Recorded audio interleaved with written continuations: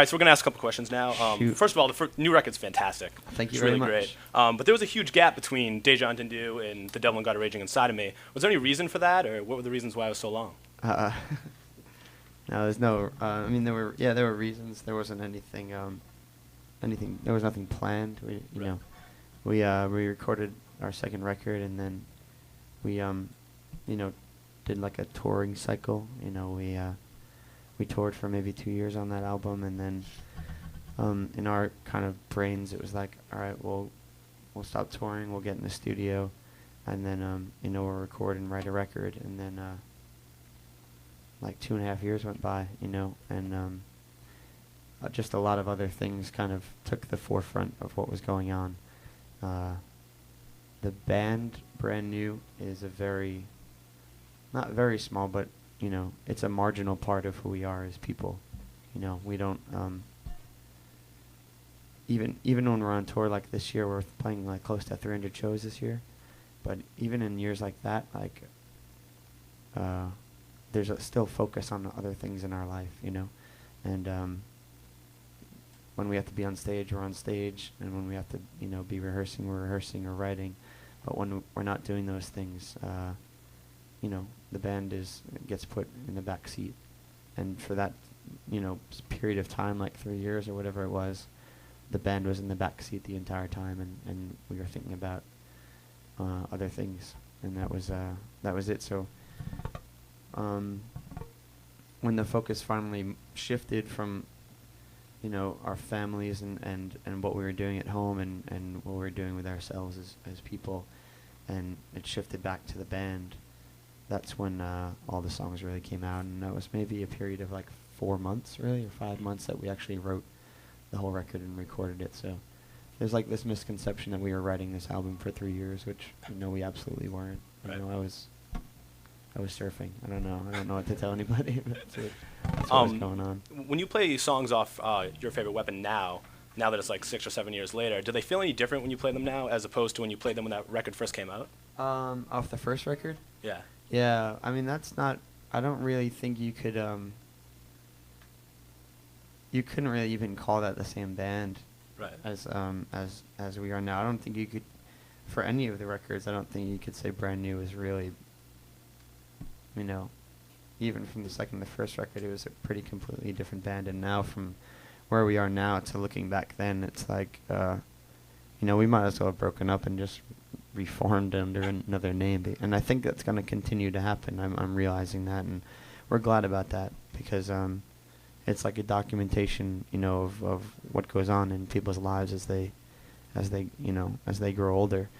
There's some songs we still relate to pretty closely, or I can relate to, and there's other ones that I look at and I don't even know who it was that wrote it. It feels like, I feel like, it feels like it's so objective that I'm standing outside myself looking at a younger me and thinking like, who was that kind of thing. And so those are a little tougher to play, and probably you're going to hear them a lot less frequently, those songs, I would imagine. Yeah. Yeah. Cool. All right, if you want to play another song. Sure. I guess I'll play one off the new record then.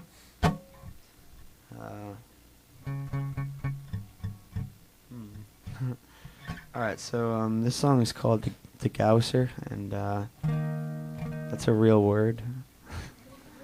And I should explain what it is, because people ask me that all the time. I don't make words up, I just... A degaussing tool, it's actually an American word that comes from a French name, but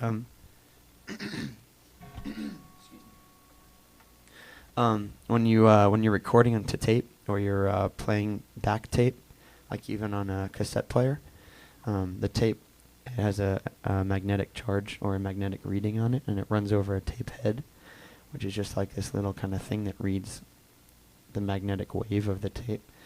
And when you run tape over that long enough, over years or whatever, that head builds up a static charge, like an electronic charge, and that charge can cause like noise in the machine. Like if you're recording, it's going to cause noise on the recording, or if you're playing back, it'll cause playback noise. So they made this little tool. It's like maybe that big. It's got like this little plastic piece coming out of it. You plug it into the wall.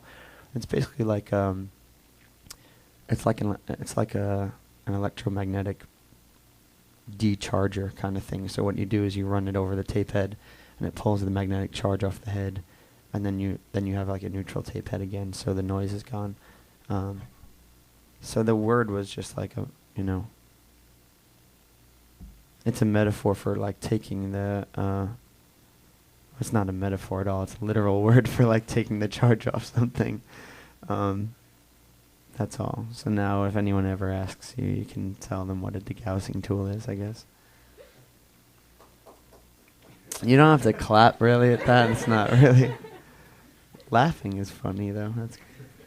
Sometimes when I'm about to play this song, I say, this is a Rocky Erickson song, or Rocky Erickson, however you want to pronounce it. And he was like, he was the leader of this band called the 13th Floor Elevators. He was like one of the original psychedelia bands. But he was a bit crazy. He had like this thing about demons and Satan. Like basically all his songs are about Satan, but like in a cool way. Like, you know, don't shake me, Lucifer. Like songs like that. But he has this song that starts off with, you know, the demon is upstairs in the attic to the left. So when we were writing this song, we were listening to Rocky Erickson a lot, and